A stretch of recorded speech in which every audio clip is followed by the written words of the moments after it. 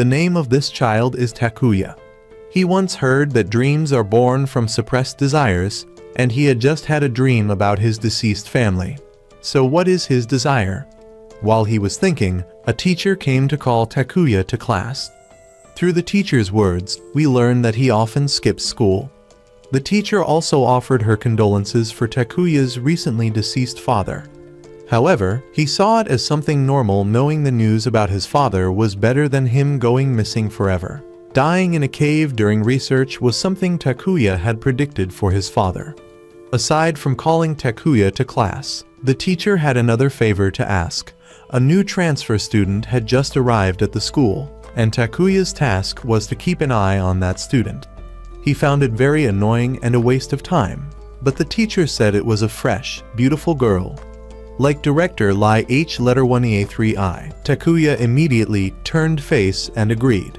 At that moment, an announcement over the speaker system called Takuya to meet someone at the historical research room, and the person on the speaker even referred to Takuya as Sir.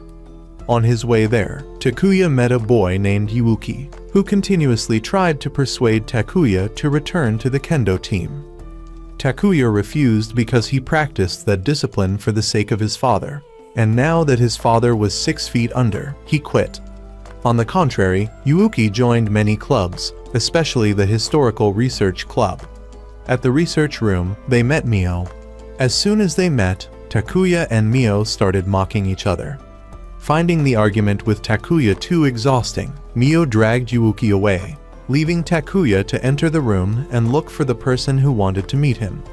After waiting a while, someone arrived surprisingly. It was Ayumi, Takuya's stepmother. It turned out that the announcement was calling for her, not Takuya. They called his stepmother because the geotechnics construction project was having problems due to strange events continually occurring. She would probably head out to inspect the beach after the meeting. The person who called Takuya's mother to the meeting was Mr. Rusoji. He told Takuya there was no need to leave because he had something to discuss regarding his father. Mr. Rusoji had worked for many years with Takuya's father on the research project, and he expressed a desire to continue his father's work. He saw it as a way to honor the deceased.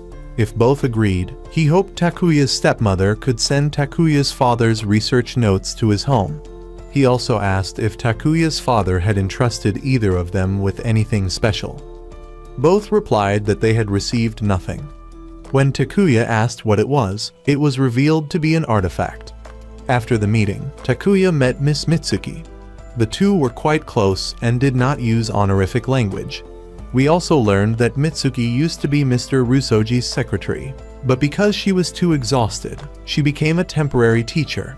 She had heard about Takuya's father's passing and thought he would be sad, but he remained calm.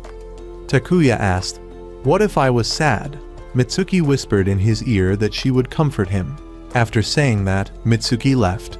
That afternoon after school, Takuya was stopped by a reporter asking about the project his stepmother was working on. Takuya said that the construction site was near the beach, and if it caused the beach to disappear, then he wouldn't be able to see girls in swimsuits anymore. That would be a real shame. Returning home, he saw a box on the table. Takuya eagerly thought it was an adult toy and opened it. But unfortunately, it wasn't. It was something very strange. Then he received a strange phone call. On Yuuki's side, he and Mio were researching something. She was taking notes on a rock slab and discovered a flower blooming there. Meanwhile, Takuya was examining the strange object. On TV, the same reporter from earlier was broadcasting news about locals opposing his stepmother's project. They even aired the clip of what Takuya had said. On television, while his stepmother was trying to reassure the public, a violent bolt of lightning suddenly struck behind her, causing an explosion. Worried for his mother, Takuya hurried to find her. Someone had died, but fortunately, his stepmother was safe. Then a man named Hideo, the foreman, arrived and asked Takuya to leave the restricted area. However, Takuya was rather stubborn, so the man left, allowing the mother and son to talk. Takuya asked if that was the useless man his mother had mentioned before. His mother then told him to go home first as she wouldn't be returning that night. Outside, as he was getting his bike, Takuya met Mio and Yuuki again. They talked about how the lightning strike seemed very strange when they were on the island. Suddenly, a girl appeared and warned that it was very dangerous and advised them to stay away from that place. The next day, everyone was excitedly waiting for the new transfer student. As the teacher brought her in, Takuya suddenly dashed out and stripped off all his clothes to scare them, but no one was afraid. Even wearing 10 pairs of pants couldn't save him from the shame. The girl then introduced herself as Kana. She was assigned to sit next to Takuya. Without hesitation, Kana told Takuya that he should stop his mother from continuing the construction project. Otherwise, a terrible accident would happen. After class, Takuya went to the research room to ask Mr. Rosoji about the artifact. But the teacher was busy, so he had to leave. Returning home, he received another package. Upon opening it, it was a book about the theorem of the structure of parallel worlds and how to build a reflection device. When he opened it, he discovered a page with a drawing that looked like the artifact. It was called a reflection device. At the bottom of the package was a letter from Takuya's father. In the letter, he said he was not dead but had only disappeared, and he asked Takuya to collect the gemstones and go to a place called Ken no Miseki that night, where someone would be waiting for him. Without thinking too much, he got on his bike and went. He arrived at the 2 rock formations, hoping to meet his father, but instead found a blonde girl unconscious. He checked on her, and when she woke up, she seemed extremely happy and kissed Takuya before disappearing. At that moment, his stepmother and Mr. Rosoji appeared behind Takuya. The teacher said everything was predicted by his father. His father had left behind that device, allowing Takuya to cross through space, called Newman. His father had discovered the existence of a law that governs the world, and his mother was the inspiration for him. The teacher confirmed that Takuya's parents were still alive in another world, and Takuya himself was the proof of that. After saying that, the teacher pulled out a firearm and demanded Takuya hand over the artifact. It was clearly not a lighter. Takuya asked if the artifact could help him see his parents again. The teacher confirmed it. It was the only device that could see the infinite variability of spacetime. He then said that Takuya had to repent or eat a bullet. Suddenly, a resonance phenomenon occurred. Earthquakes and lightning happened continuously. The teacher guessed that the blonde girl earlier had done something before disappearing. He still tried to take the artifact, but in that moment, time froze. Takuya saw Kana from afar, and then Takuya was taken back to the 2 rock formations. Thinking he had just taken drugs, Takuya returned to his room and slept. The next day, Takuya woke up at 8:34 am on July 26, 1994. He ran to school to question Mr. Rosoji about what happened the night before, but the teacher said that he and Takuya's stepmother had been in meetings for the past few days. Feeling that something was very wrong, Takuya went up to the school rooftop to review the book about the parallel world. He began to explore the functions of the artifact. First, it could rewind time to a previous point. Just like a checkpoint in a game, just save the location to return to later. Second, whatever he brought with him would also rewind along with him. Takuya recalled a conversation he had with his father, where they talked about how history also affects the timeline, something called the grandfather paradox. You can look it up on Wiki, because explaining it would be too long. From reading the book, Takuya also learned that the reflection device allowed its user to travel to parallel worlds. While deeply focused on reading, Takuya didn't notice Kana watching him. Startled, he quickly left. At the end of the school day, teacher Eriko announced that summer vacation would start from today and reminded the students to make sure they finished their summer homework. As for Takuya, he then went to the research room and asked Mio and Yuuki whether he had come there yesterday. Both said that he did come and looked for Mr. Rosoji. Still not convinced, Takuya called his mother to ask about the conversation between her and the teacher regarding his father's project. His stepmother confirmed that they did talk and that she had agreed to give his father's research notes to the teacher. However, since there were many personal items in it, she asked Takuya to sort it out before handing it over to Mr. Rosoji. Since he wasn't busy, Takuya agreed. While at it, he also invited his two friends to come over and help. On their way home, they talked about the strange incidents happening in the city. Upon arriving at Takuya's house, all three entered his father's room to begin organizing. While doing so, Takuya found a locked cabinet. Mio then discovered that Takuya's father had still been pursuing the theory of the 400-year cycle. According to him, Japanese history undergoes a major transformation every 400 years. Around the year 1600, the Edo shogunate was established. Around 1200, the Kamakura shogunate was established. Around 800, the capital was moved to Heian Kyo, and around 400, the imperial court unified Japan. The common point in all of these was that the origin of all problems came from foreigners. Takuya's father believed that all Japanese traditions had been brought in by foreigners, and he was heavily criticized for that. Not long after, the three finished cleaning up. Seeing that it was still early, Mio invited the other two to go up to Triangle Mountain. They went to the place with the two rock formations and unexpectedly encountered Kana, who was also there.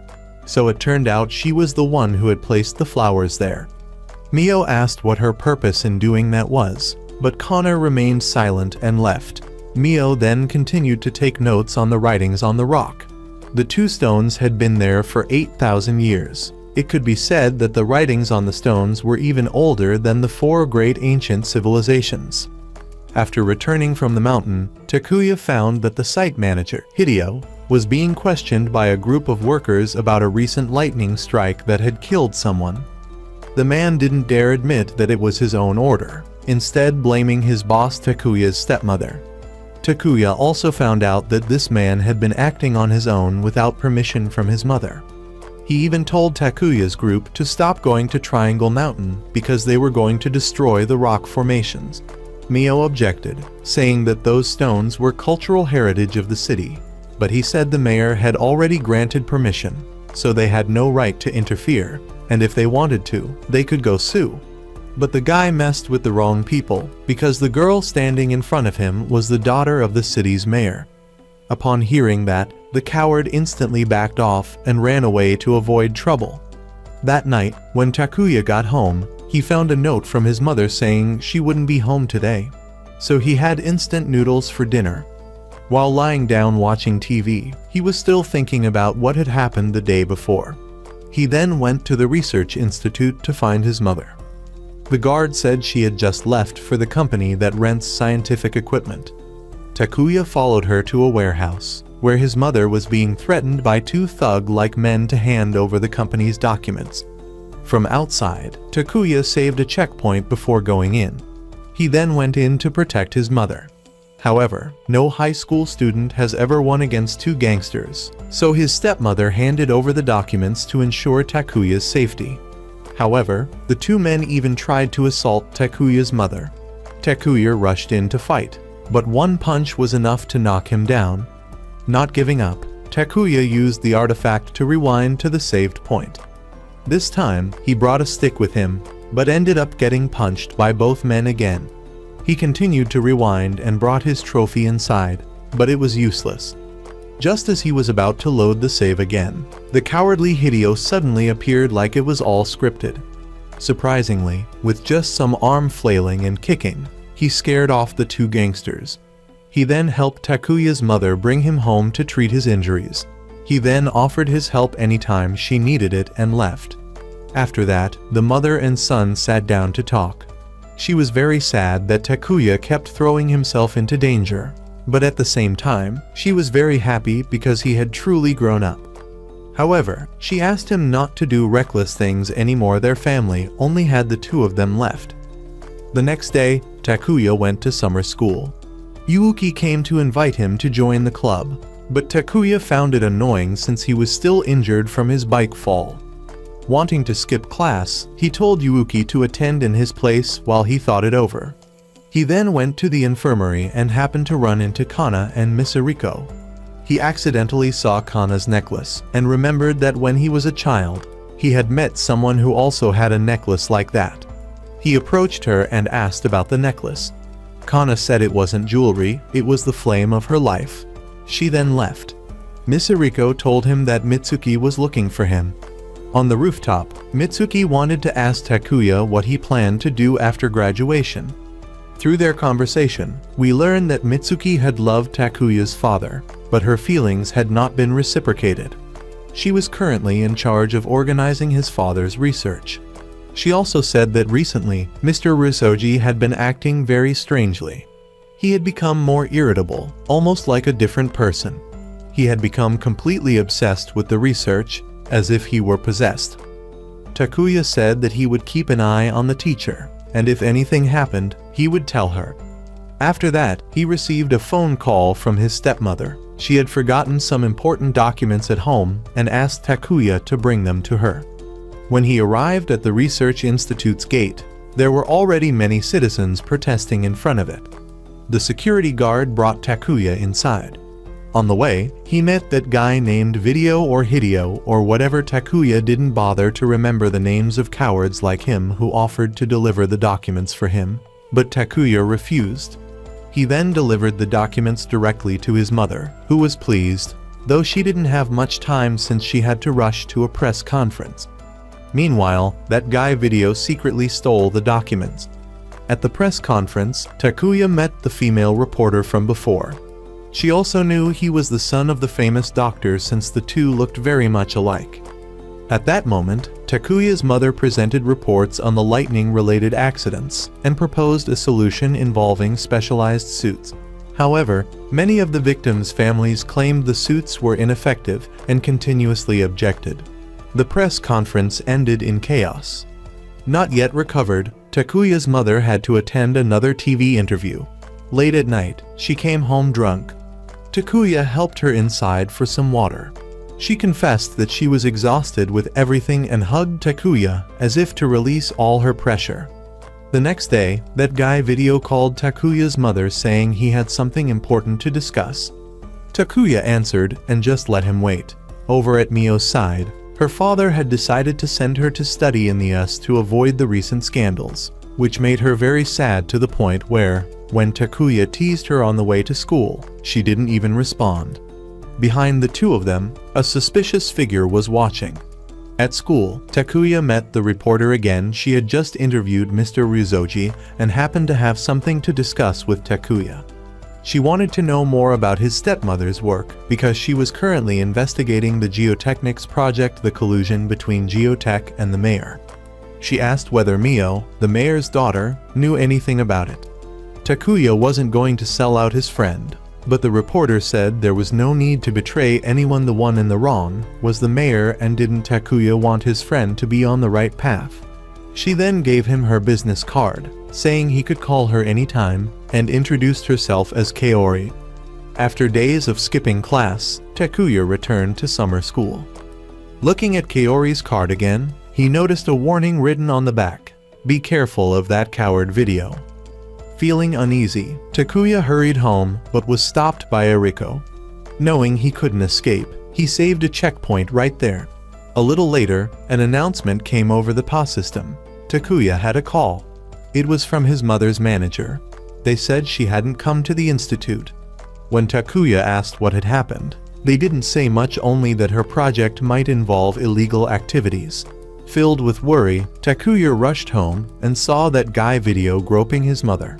Enraged, Takuya dragged the same guy who had once fought off two gangsters and started beating him up. However, his mother stopped him and even slapped him. Seeing his mother so concerned about that scumbag made Takuya furious. He stormed out, saying they could do whatever they wanted. He then arranged to meet Kaori and asked her about that guy Video. Clearly something had happened. Kaori brought Takuya into a hotel for a more private conversation. Coincidentally, in the next room, Kana was meeting the suspicious man who had been following Takuya and Mio that morning. Kaori revealed that confidential data had just been stolen from Geotech yesterday, and Takuya's mother was about to be fired and held responsible for it. Some believed she had sold the data. Kaori also knew that Geotech had called Takuya. She believed his mother had been set up, which was why she needed to infiltrate Geotech to prove her innocence. When Takuya asked what he needed to do, she said she only needed his mother's green access card. He just had to swap the real card with a fake one, and that would be enough. Whether he believed her or not was up to him, but the information would soon be made public, which would be very bad for his mother. After piecing things together, Takuya realized who had framed his mother. He rushed home, but it was too late. The scene was in chaos, and his mother had already slit her wrists and passed away in the bathroom. Takuya quickly tried to stop the bleeding, but it was too late. Looking at his mother's cold body, Takuya made up his mind. This was the first time he felt grateful for his father. Takuya then returned to the checkpoint. Takuya rushed home and punched that guy video, then kicked him out of the house. The guy threatened to have Takuya thrown in jail and then ran off. Thinking that everything was finally over, Takuya went back inside to look for his mother, only to find that she had taken flight without wings. Takuya couldn't understand why, and so he returned once more to the checkpoint.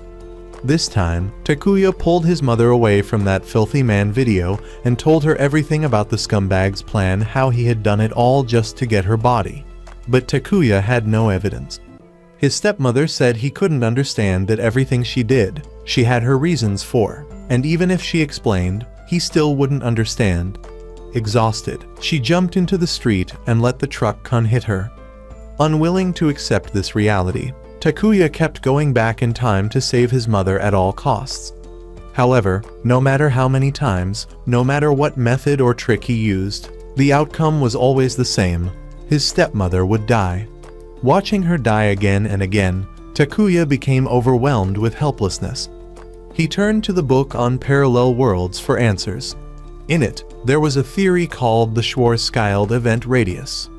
The explanation was very long, but to make it easier to understand, if you've watched the Loki series, there's a concept called a canon event. A canon event is one that must happen in the official timeline and cannot be changed, no matter how much intervention or alteration occurs. These are critical events without which the entire story or universe would no longer make sense or be able to continue. In short, the death of Takuya's mother was something that had to happen. Reading this theory in the book filled him with rage. He couldn't accept that reality. He then took her green access card, returned to the checkpoint, and met with Kaori. Without letting her say a word, he immediately handed her the green card. At the hotel, he agreed to exchange the card on the condition that she give him information about that trash named Video or Hideo or whatever to learn what that guy's real objective was, and why his mother had wanted to 4-4. Kaori then gave Takuya some information that truly shocked him. With this information in hand, Takuya returned again to the checkpoint, went home, and began to expose the scum worse than garbage, Hideo, from how he staged the incident with the two fake gangsters. Hideo demanded evidence, but after so many failed attempts to save his mother, Takuya had become wiser. He threw out a stack of photos Kaori had taken, showing Hideo dealing with the Yakuza. With no way to deny it, Hideo panicked and ran. Takuya gave chase, swearing to throw that bastard in jail so the black guys inside could teach him a lesson. But the coward ran too fast and Takuya couldn't catch up. Fortunately, Kaori was hiding in the bushes nearby and smacked the pervert's head with a flower pot. Takuya told Kaori everything about what the scumbag had done and left him to her to handle, while he rushed back home to see if his mother was about to try flying again. Thankfully, this time she wasn't flying, she was about to practice swimming in the bathroom. Takuya ran in to stop her. He lunged forward to prevent her from doing it, but she still insisted on ending her life. Takuya gave her a slap to bring her to her senses. He tried to persuade her even if he couldn't yet understand her suffering. He would try, so she mustn't do anything foolish. She was the only family he had left. In the middle of the argument, sometimes his stepmother referred to herself by name instead of calling herself mother. Once she calmed down, Takuya promised to help prove her innocence no matter how many timelines he had to go through. He would save her in every universe. The next day, Takuya saw his mother off to work before heading to summer school. There, Eriko threw a huge pile of homework at him that had accumulated due to his constant truancy. If he didn't finish it, he could say goodbye to this summer. Suddenly, the Pa called for Takuya to meet someone. Overjoyed, he dumped the homework on Yuuki and left. This time, the one waiting for him was Kaori. Regarding the situation with Video, she had used her connections to get him kicked out of Geotech. Her people would transfer him elsewhere and fire him in a few days. Even though Takuya was still frustrated that he couldn't get the guy thrown in jail, Kaori did have a plan to ensure his mother would never have to see him again. Takuya wanted to know what Kaori's purpose was in using the green card to access the restricted area of the research facility. Kaori told him that if he wanted to know, then he should become her partner. That night, they began their plan to sneak into the research facility. Security was extremely tight, so Takuya would have to enter through the back door, while she, being a reporter, could enter through the main entrance and then unlock the back door for him. They successfully broke into the facility. At that moment, everyone inside was in a meeting to decide on the disciplinary measures against Takuya's mother. If they could get past this door, Kaori would help him prove that his mother was innocent. Just to be safe, Takuya saved a checkpoint here. However, they couldn't enter yet. They needed to change the light to green first. Kaori then went to the control room to check. In the security room, when a girl who had helped Takuya before saw him at the door, she opened it for him. Inside were many types of stones. Kaori explained that the real objective of geotechnics was to excavate these stones. What for, he would soon find out. As they went deeper, Takuya saw a new type of glowing mineral. His mother had named it Psychite. It was something his father had been deeply interested in. The stone was first excavated beneath the Triangle Mountain. It had an unusual property. It reacted with the human mind and generated tremendous energy. Some people even considered it a living mineral. However, it had one weakness: the stones outside had very weak molecular bonds. Just by being exposed to air, their properties would change. That's why the stone had to be crystallized like this. The Psychite stone was the only sample, and this was also what his stepmother had been researching: its crystallization. Video's true goal was to frame his mother for leaking confidential data while using the opportunity to steal the stone. Now, their plan was to make it look like the stone was stolen and frame that bastard instead. For his mother's sake, Takuya resolutely destroyed the containment chamber. Alarms began to blare, and Takuya thought they had succeeded when suddenly, Kaori revealed her true colors and attacked him. Video appeared. Turns out the two of them had been working together all along, scheming to dump all the blame onto Takuya. But surprise! Takuya's intuition had never been wrong. He immediately jumped back to the checkpoint. However, even after jumping back, he still hadn't figured out how to deal with the two of them. This time, he followed the same plan as before, deliberately letting himself get hit so he could ask why they were targeting him and his mother. Naturally, it was because his mother was already mired in scandal, and now with a son accused of theft, she'd be finished. Kaori was a capitalist spy. She extorted companies for profit and then exposed them in the media. And her employer turned out to be someone from Takuya's own school. After saying all this, the two quickly left before things got worse. However, Takuya told them both they were too naive. As he spoke, he raised a salute, but in fact, it was a radio he had swiped from a guard who had fallen asleep. And guess what? Everything they had confessed was transmitted and recorded. The two were soon arrested. Thanks to Takuya, his mother was able to continue her research. It was Takuya's father who had asked her to study how to crystallize Psychite. Its glow vanished upon contact with air. His father had been deeply devoted to the stone and had written extensively about it in his journal. After examining it, his mother confirmed that Takuya's father had still loved his biological mother dearly. That was why he had studied the stone. Suddenly, Takuya began to experience interference. His stepmother was not surprised and said that perhaps it was time for Takuya to go. In his father's notebook, there was mention of parallel worlds. She didn't know which world he came from, but she hoped that Takuya would return to where he truly belonged. And just like that, Takuya disappeared. He met his father, who told him that karma is absolute, that this was the correction of chaos. It seemed that he had not been accepted to remain there, and he would be returned to the starting point to begin everything again with a few changes. Why did he know this? Because he resided beside the Vrinda tree, which governed all events of the past, present, and future. As one final reminder, he said that karma governed all things in life, and if Takuya wanted to uncover its secrets, he would have to explore history.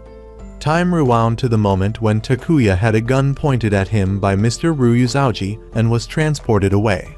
He returned home and slept through the night. He woke up at 8:39 am on July 26, 1994, 5 minutes off from the first time. This was the beginning of the summer vacation. Takuya went to school to check in, where Mr. Ryuzaji was still talking about an overnight meeting. Takuya stopped by the infirmary to look for Miss Eriko, but only Kana was there. Sure enough, the necklace Kana was wearing looked very familiar. After that, Kana left first, and while waiting for Miss Eriko, Takuya found her clothes there. Just as he picked them up to look at them, Mio walked in and immediately called him a pervert. Takuya handed Eriko's clothes over to Mio and left. This time, he met Mitsuki, who took him up to the rooftop and talked again about how Mr. Ruo had changed from someone who disliked smoking to someone who was now addicted. Even the teacher's mother had told her that her son had changed. Takuya also mentioned that the teacher had been meeting with some outsiders, first the reporter Kaori, and another was the detective he had hired. Takuya also remembered that in a conversation between his mother and the teacher had mentioned the third victim's curse. Takuya said he'd be dropping by the teacher's house later to deliver some research documents, and that he'd look around to see if anything was suspicious and report back to Mitsuki. Afterwards, Takuya and Yuuki used all their knowledge to finish their homework. Once done, they prepared to head to the teacher's house. Mio also wanted to come along. Takuya invited Kana too, but she declined because she smelled something that wasn't human coming from Mr. Ruo. On the way there, the three of them realized they were being watched. Upon arriving at the teacher's residence, an old woman came out to greet them. Yuuki felt an ominous atmosphere inside. He noticed an old storehouse, and according to the old woman, the mansion had been built 400 years ago and renovated since, but it still looked run down, as if the storehouse had returned from the past. They later learned that the old woman was the teacher's mother. Before they entered, she warned them that her son, Mr. Ruo, was no longer her son. He had changed. Then they met Mr. Ruo. The place was large, but oddly empty due to the lack of furniture. The teacher said he had thrown out anything unrelated to research. He then showed them a 4-year-old tapestry that depicted people being burned by sunlight, with a building in the background that resembled European-style churches. This further supported Takuya's father's hypothesis. In truth, the teacher said he didn't like it much, but Takuya's father had been fascinated by it, so he kept it because his father had an extraordinary intuition. Mio and Yuuki stayed to draw the tapestry while Takuya went outside to talk privately with the teacher. Takuya asked what kind of research his father and the teacher had been doing. The teacher said it had been a long journey. Kodai, Takuya's father, and he were former classmates who both had the same goal: to uncover the hidden elements of history that were never written down in books. Over time, Kodai had been expelled from the academic community. The teacher was still impressed by Kodai's 400-year cycle theory. He invited Kodai to his research institute, and Kodai chose Triangle Mountain as the location to study both the 400-year cycle theory and an ancient people called the Takonomahara. Then Kodai met physicist Eureka. The three of them had passionate debates. Eureka pursued a unified theory based on quantum mechanics. The teacher focused on human nature, and Kodai chose immortality as his subject of study. The role of researchers, the teacher said, is to hypothesize about inexplicable phenomena and then prove those hypotheses. Returning to the topic Takuya had asked about, back when they worked together, Professor Eureka's research notes mentioned a blind woman living in seclusion near Ken no Misaki. She had golden hair and snow-white skin. Her name was Keisha, which was later changed to Keiko. In other words, she was Takuya's mother. Through his research, Kodai grew close to Keiko, and Takuya was the result of their union. Although she was blind, she greatly supported Kodai's research. When he was little and often had fevers, she always took care of him. Then the teacher asked Takuya if his father had entrusted anything to him. Suddenly, the teacher's eyes glowed, stunning Takuya. The teacher believed that Takuya had received something and demanded he hand it over. As Takuya was about to lose consciousness, he desperately used his device, and luckily, Mio and Yuuki entered just in time, causing the teacher to stop. The three of them then left. Later, they met the teacher's mother again. She said that sparrows and swallows could never understand the thoughts of geese and swans. She asked the three of them to reflect on that statement. That night, Mio actually tried to look into what Mr. Ryu's mother had said, but ended up finding nothing. She sighed and recalled the moment when she caught Takuya and Mitsuki making love. Suddenly, a book on the table fell, and to her surprise, Mio discovered that the lightning strike incident at Ken no Misaki looked very similar to the church depicted on the tapestry at the teacher's house. She intended to tell Takuya about it, but the next day, her father informed her that she would be studying abroad in the US to avoid the recent scandals, and she would be leaving starting next week. Meanwhile, Takuya met Miss Ariko again on his way to school, his head still ringing from Mr. Ryu's double hypnosis move. Takuya wanted to skip school that day, but Miss Ariko promised to make him feel more relaxed if he came, and seeing the offer as too good to pass up, Takuya dragged her to the infirmary. Unfortunately, there were no massage services, just some tools she found in the storage room. Takuya asked her if she knew anything about Nai herb or Al-Hab. She said Nai herb was a type of hypnosis, but different from the usual kind. It allowed Takuya to remain conscious and aware even while under hypnosis. Later, Kona came to the infirmary to rest. After receiving a special massage, Takuya went up to the rooftop and met Mitsuki again. He recalled that she also had headaches like him, so she might have been hypnotized by Mr. Ryu. He asked if she was okay, and she said she was fine. In their conversation, we learned that Takuya had slept with Mitsuki, and after they were found out, Mio started to hate him. In any case, Takuya said that if Mr. Ryu did anything strange, he would report it to her. Just as Takuya returned to class, Mio told him and Yuuki about the similarities between the two mountains and the church on the tapestry in Mr. Ryu's house. She said the three of them would return to Triangle Mountain to investigate. She wanted to uncover the mystery within the week, but didn't mention to Takuya or Yuuki that she would be leaving soon. Then class started. The test this time was different from before. Miss Eriko said they had to get all answers right before they could leave. If they got any wrong, they would have to do it over and over until they finished it correctly. Clearly, this was aimed at someone who always skipped class like Takuya. But surprise, he finished it in one go, not because he was smart, but because he used the artifact to return to the checkpoint. Takuya and Mio finished and left first, while Yuuki had to stay behind to complete the test. The two of them went to Mio's house to gather information. Mio brought out a book written by Takuya's father, Legacy, introducing the Takenomahara people.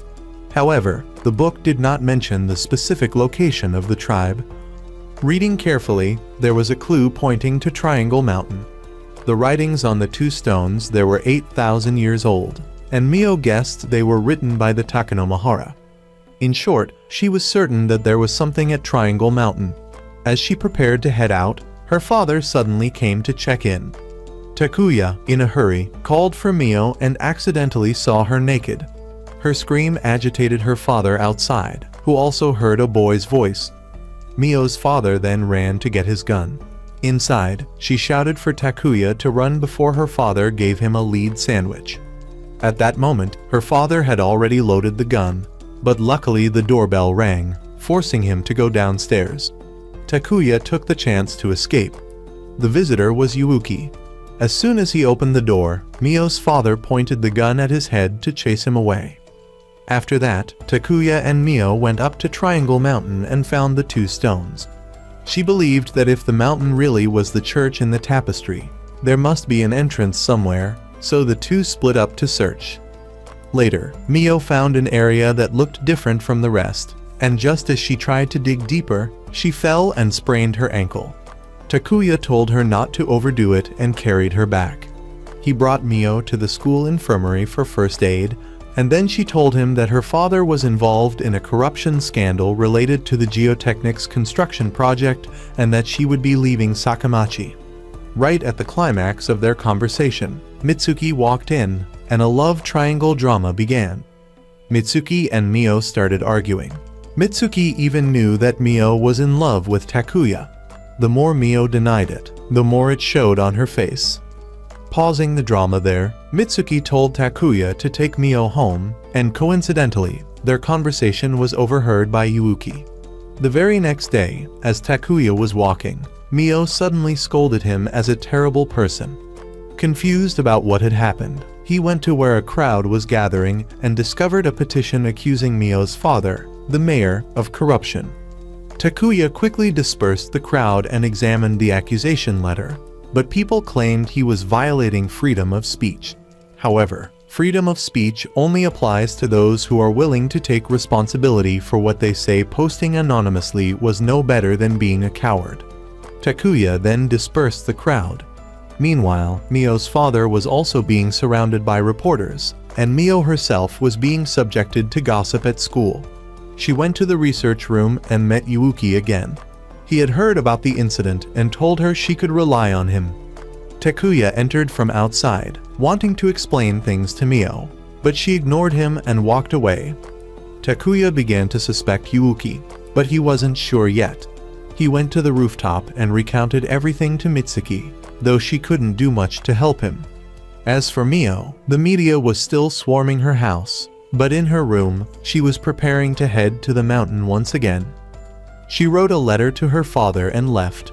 Meanwhile, Takuya, on his way to the infirmary, encountered Yuuki going somewhere. At the infirmary, Kana had a fever and was being taken care of by Miss Ariko. Upon seeing Takuya, Kana quickly left. Takuya and Miss Ariko talked about the anonymous person who leaked the information. On TV, it was announced that Mio's father had resigned as mayor and the city council had issued a directive to pull all support from the geotech project. Back home, Takuya looked for Mio's phone number intending to call her, but his phone rang first. It was his stepmother. She said she would be late due to some issues with the sponsors, and that the issue with the families of the lightning victims had been settled. She also confirmed that in this timeline, she had no ties to Mio's father. However, she told Takuya to look after Mio. She hadn't done anything wrong, and the sins of the parents shouldn't be passed on to their children. She asked him to help Mio if he could. Taking her words to heart, Takuya decided not to call but to go to Mio's house in person. There, he met the journalist Kaori, who tried to extract information about Mio from him, again using the same old trick. If you give me something, I can help you. Takuya didn't want to answer, but suddenly Yuuki arrived and told him that Mio had run away from home. He heard it from the servants and also found her letter. Thinking she couldn't have gone far, the two of them split up to search. Takuya was looking at school when he ran into Mitsuki. After learning what happened, she agreed to help. Just after Takuya left, Mitsuki experienced another headache but recovered quickly and went searching for Mio as well. While searching on the beach, Takuya ran into Kana and asked her about Mio. She told him Mio was somewhere dangerous Triangle Mountain. Takuya rushed back to inform Yuuki and Mitsuki, and they quickly packed up and went there. Sure enough, they found a cave Mio had dug next to the two stone slabs. They needed to find her before sunrise. Otherwise, the police would intervene and things would get complicated. Takuya planned to go in with Mitsuki and told Yuuki to keep watch outside, but Yuuki insisted on going in too. After a bit of arguing, he finally admitted that he was the one who had reported Mio's father. He deeply regretted what he had done and needed to see Mio to apologize. He loved her very much and had done it out of jealousy. Takuya, furious, punched him in the mouth, then told Yuuki he had to apologize to Mio when they found her. Takuya and Yuuki would go inside, and Mitsuki would contact the police if they weren't out by morning. Before entering, Takuya saved a checkpoint. and then they proceeded inside. Surprisingly, Mio alone had managed to dig such a massive tunnel.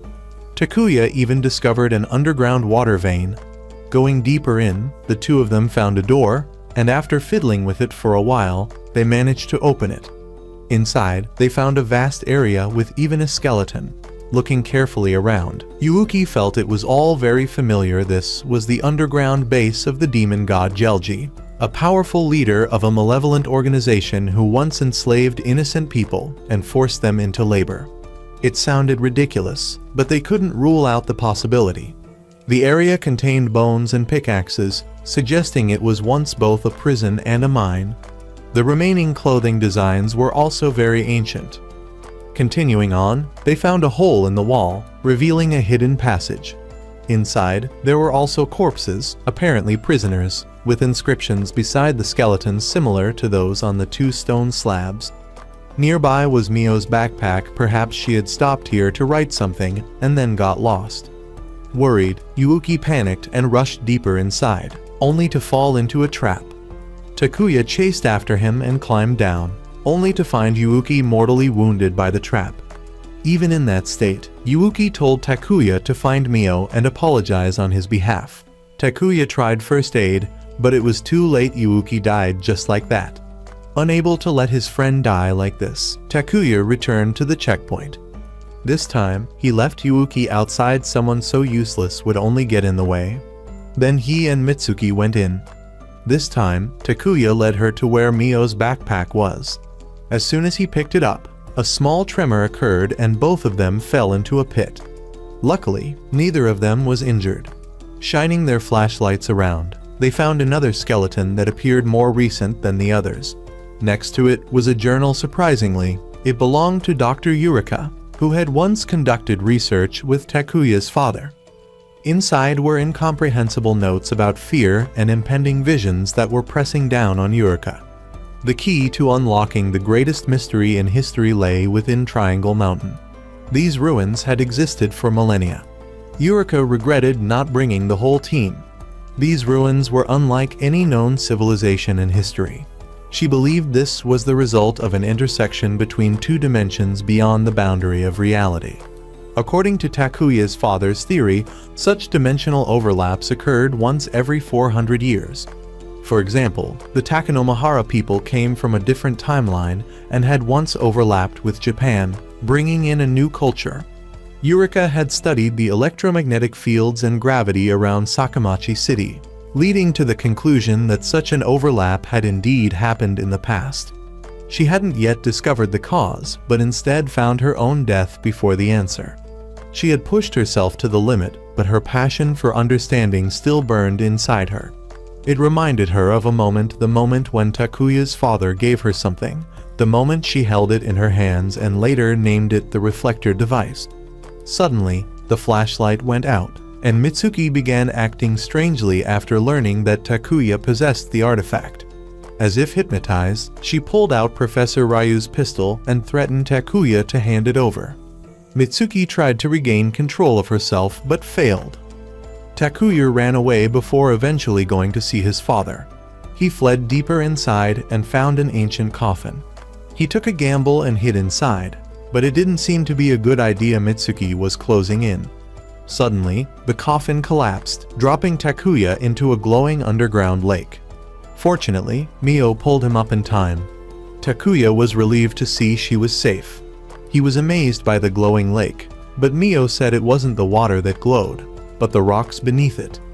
Takuya randomly guessed that it might be Psychite ore down there. The two of them began searching for a way out. Mio had also read Dr. Eureka's journal. If her theory about multiple timelines was true, it would explain why the civilizations here didn't exist in Japan's historical records. Another tremor struck. A large rock fell, and Mio quickly dodged it, but ended up falling into the water and getting completely soaked. The two then lit a fire. Takuya wanted Mio to rest while he searched for the exit, but she asked him to stay with her. She didn't want to be alone. They talked about everything that had happened. Takuya admitted he was the one who reported her father, but Mio already knew it was Yuuki. There was no point blaming him now. Mio then asked Takuya to kiss her because she wanted this to be her most beautiful memory before dying. Takuya kissed her on the forehead and promised they would get out together. He fed her and let her rest. As he sat there, he debated whether to turn back time, but then again, he didn't know the way and couldn't be sure he'd find Mio again. Takuya decided to rest a bit before figuring out what to do next. At that moment, someone called his name. He opened his eyes and saw his mother, who told him to help the person he loved before she disappeared. Waking up after the dream visitation from his mother, Takuya woke Mio and told her about it. Then the two of them headed to the waterfall where his mother had stood in the middle of the lake. When he shined his flashlight, something inside sparkled and reflected light. Takuya went in to check and discovered a gem. At this point, he decided to tell Mio the truth. If she had read Dr. Eureka's notebook, then she would know about the reflector device, and Takuya revealed that he was currently holding it. Mio was surprised and deeply saddened, because if Takuya used it to return to the checkpoint, the kiss they just shared would never have happened.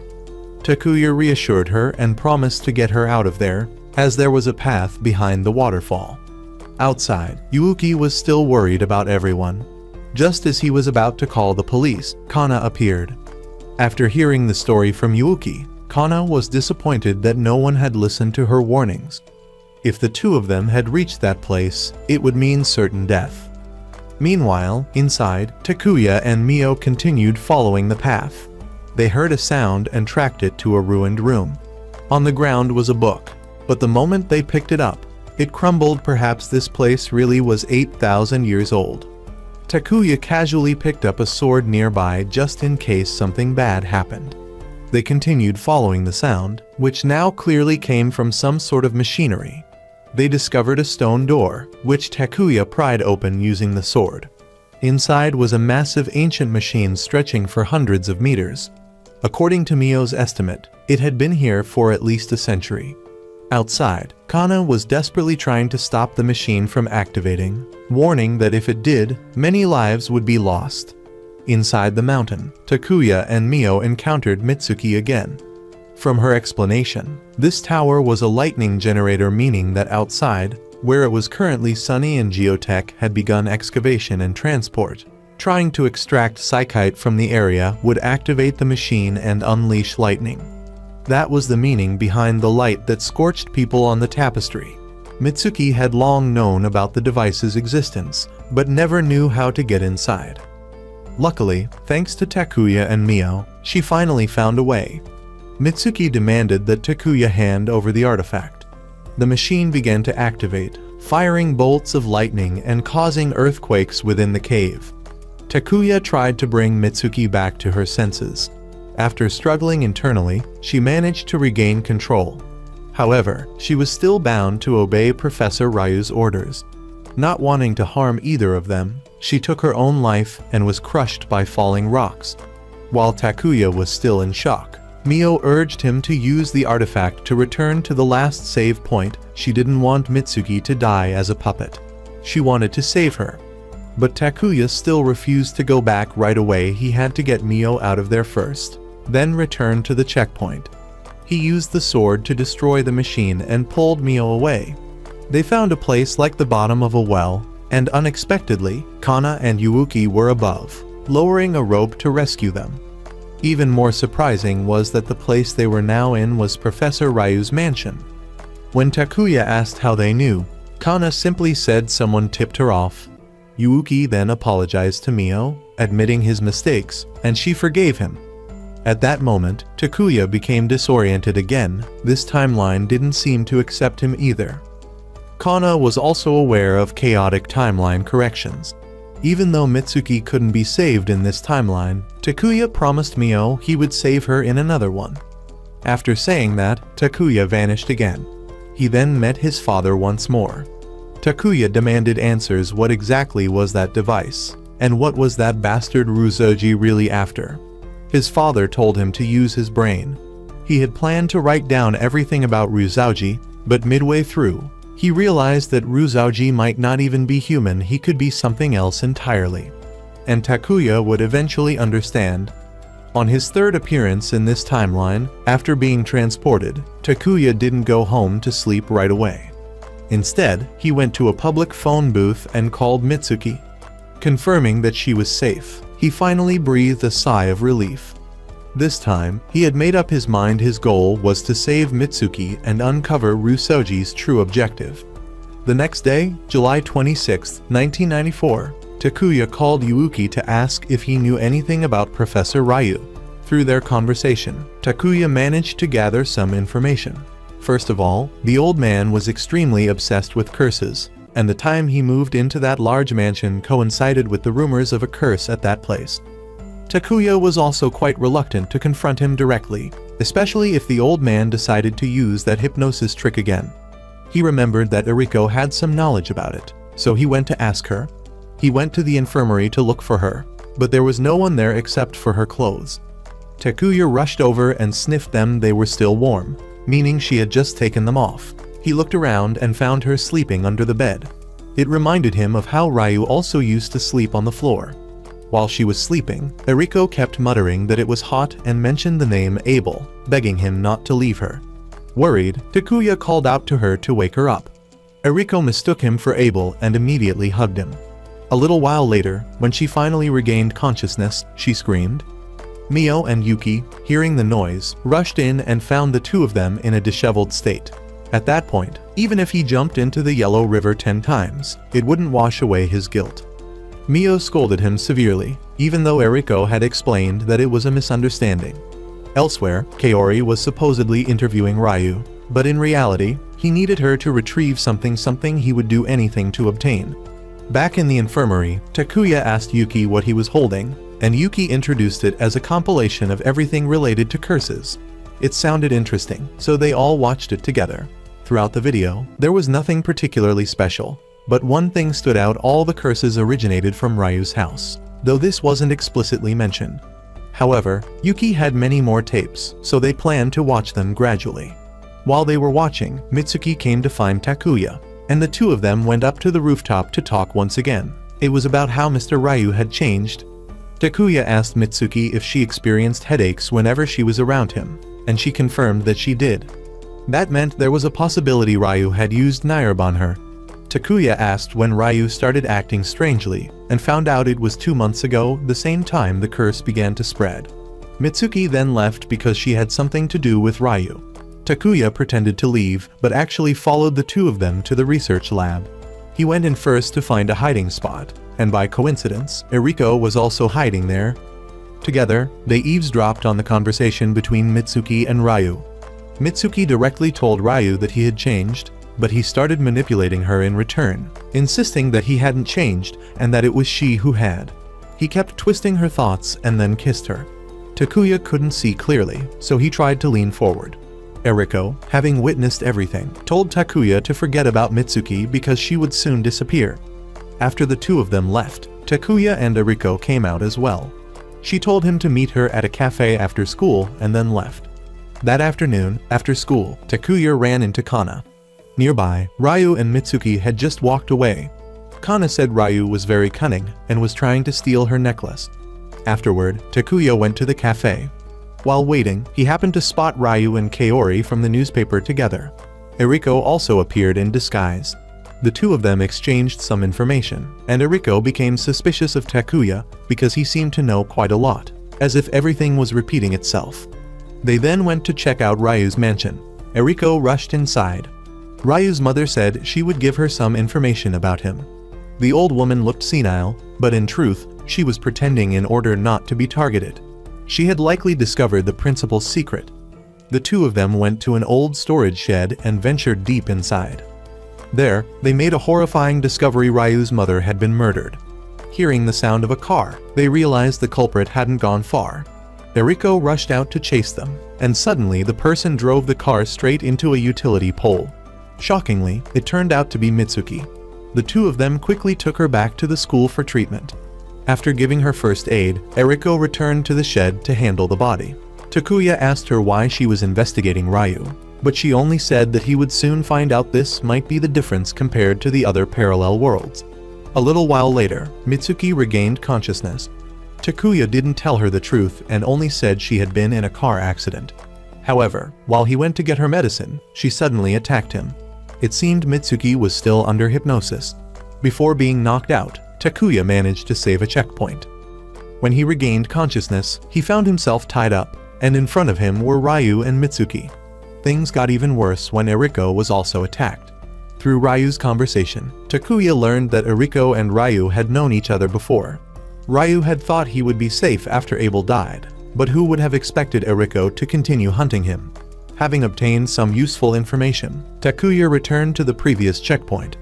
This time, while dodging, he also tried to persuade Mitsuki, but failed. Fortunately, Eriko heard the noise and came back, subduing Mitsuki and knocking her out. Takuya no longer hid the truth and told her that he came from another timeline. Eriko replied that this confirmed they were on the right route. She then took Takuya back to the old storage shed and told him to destroy a certain wall. When he broke it open, inside were human bones. Takuya still didn't know whose they were. Eriko told him to try and remember. In the original timeline, there had been a strange serial murder case in the city. Eriko added that the monster seen during the uproar about the curse, it was Abel's body containing the soul of Principal Ruzoji. Currently, Ruzoji's body was being possessed by something else. For interdimensional eternal criminals, it was possible they were entities of pure concept capable of traveling between different dimensions and interfering with events. Takuya had gone through enough to believe this was true. Eriko's purpose was to track down Ryu and capture him. Takuya asked who she really was. She told him that in the future, there was a man named Abel, a scientist who spent every day researching together with his assistant. They discovered the Vrinda tree, a diagram showing that all potential events could stem from a single cause. The nodes on the diagram branched out like a tree based on a set of rules. The result of one event would become the cause of a new one, leading to a new result, and in this way, parallel worlds were formed. Abel conducted an experiment. He wanted to search for the origin of all events. Despite warnings, he insisted on going. But during his search, he was attacked by an interdimensional eternal criminal. It took over his body and fled to the parallel world where Takuya and Eriko now were. Eventually, it moved from Abel's body to Rusoji's. Even though Abel's body had decomposed, his soul still wandered in the event space. Entering the mansion, Eriko led Takuya through a secret passage behind a rug. The deeper they went, the stronger the resonance from the artifact became. Eventually, they arrived at a device that allowed travel between dimensions. It resembled the artifact Takuya possessed. Judging by its condition, it had been damaged after arriving here. That was why Ryu had approached Takuya to take the artifact from him. At that moment, Ryu appeared as well, but he denied everything Eriko said as nonsense. There was no need to argue. With Abel's skeleton as evidence, Eriko had enough to convict him. She then geared up for battle. The two began shooting. Eriko aimed straight at Ryu's head, but he didn't die. For a pure conceptual entity, the body was only a vessel, but everything had limits. Eriko charged forward and shot Ryu's gun out of his hand, but she was also shot down by Mitsuki. While no one was paying attention to him, Takuya rushed out, grabbed a gun, and shot Ryu in the heart. Ryu fired back, but Mitsuki shielded Takuya and took the hit. Ryu quickly fled, and Eriko chased after him. Mitsuki was overjoyed that Takuya was safe. She truly loved him. Perhaps that was all she could say. Then she handed him the second gemstone before she passed away. Takuya wanted to go back to save Mitsuki, but Eriko said her death was a canon event and couldn't be changed. Even if she were saved this time, she would still die some other way. Now that they had uncovered Ryu's true objective, this timeline began rejecting Takuya. The only regret was that he couldn't save Mitsuki. Eriko said she would forcibly stabilize causality and adjust the chaos. As a precaution, she would erase Takuya's memory of her and Ryu because if Ryu discovered who he was, he would chase him across all worlds. Takuya met his father again. Causality guided everything. The one who would lead him now would be Kana.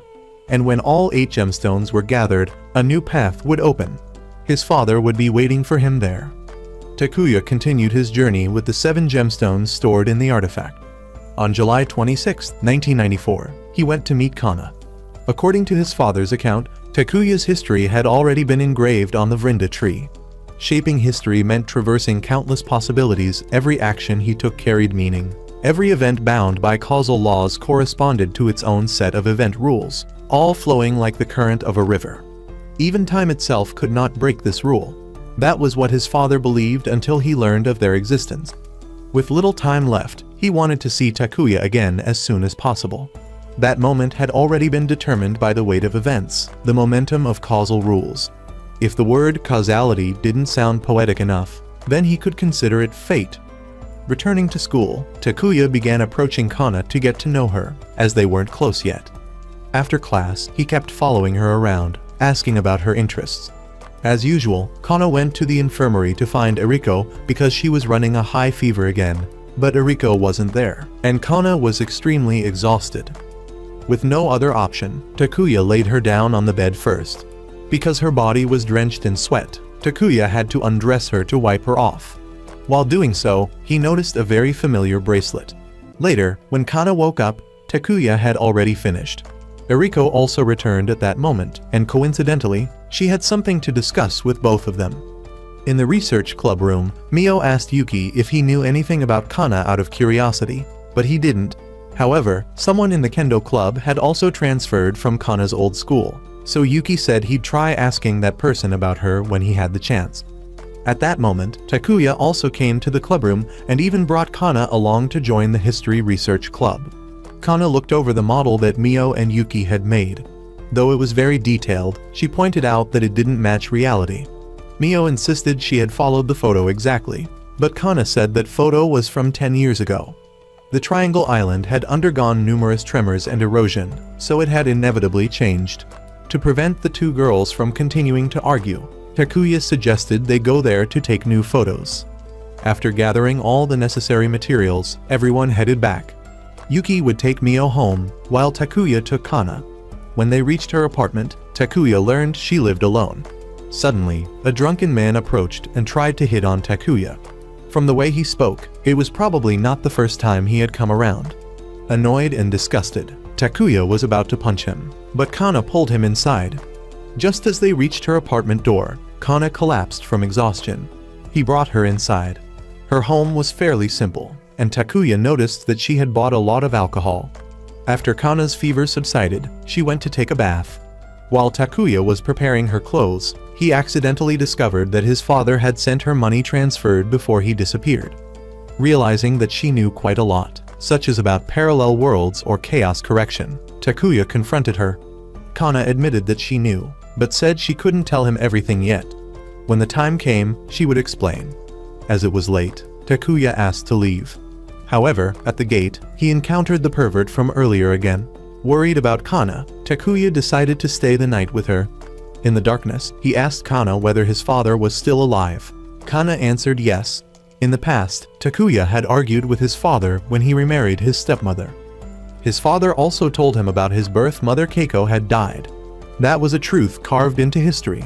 But not all truths were correct. History was not simply a record of past events. Before he could hear everything his father had to say, Takuya woke up. Kana had already prepared breakfast for him. After eating, they went to school. At the club, since the model was already completed, everyone felt a bit bored. Takuya wanted to go to the beach, but the geotech construction project blocked access, so they couldn't go. With no other choice, Mio said her family owned a private beach, and if they wanted, she could ask her father to let them go there. Takuya invited Kana too. At first, she declined due to her weak body, but eventually, the three persuaded her. The next day, the group set off for Mio's beach. While waiting at the transfer station for the next train, they saw the same pervert tailing Kana again. Takuya came up with a plan to shake him off. He then went into the restroom, luring the man to follow him inside. While walking, the man said he knew how Takuya could meet his father, but Takuya didn't care and ran off. The man hurriedly chased after him. Upon seeing Kana on the train, he immediately followed her on board only to realize too late that it was a decoy. He had been tricked by the group and was now stuck on a train that would never stop. With that problem taken care of, the group continued on their journey. After a long trip, they finally arrived at Mio's family resort. Just in case the pervert tried to show up again, Takuya saved a checkpoint at the location. Then everyone changed into their beachwear. Since the beach scene was very steamy, I'll watch it on your behalf. All in all, they had a great time together. Kana gradually opened up to everyone. By evening, the group started grilling meat together. Suddenly, Kana noticed that her necklace, which she had taken off before swimming, had gone missing. Yuki also mentioned that the meat they were about to grill had vanished. When everyone went inside the house, they found everything in complete disarray. Takuya's artifact was also missing. Suspecting that the pervert had come here, Takuya and Yuki went to investigate. They followed a noise to the basement, but found only a stray dog. Maybe it was the culprit. The dog then ran wild throughout the house, knocking over a hot charcoal grill onto the fireworks before escaping. Their beach trip descended into total chaos. Yuki was especially upset about the ruined meat. Takuya considered reloading from the saved checkpoint, but decided against it, thinking that this kind of messy fun was part of youth. That night while sleeping, Yuki had a dream and mistook Takuya's private part for a sausage and bit it. The next day, everyone returned home. Takuya took Kana home while Yuki and Mio went their own way. On the way, Kana suddenly developed a high fever and collapsed. Takuya quickly brought her back to her apartment.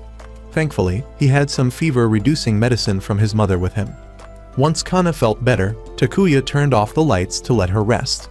He checked the transaction history of the money his father had sent to Kana and unexpectedly found a photo of her with her family. She was smiling brightly. What stood out was that the photo was taken at the site of the two boulders, yet there were 3 boulders visible behind Kana. Growing suspicious, the next day Takuya went to the research room to look into the history of the 2 boulders. It turned out that the 3rd boulder had been moved back in 1945. Takuya started forming a theory about someone who never aged.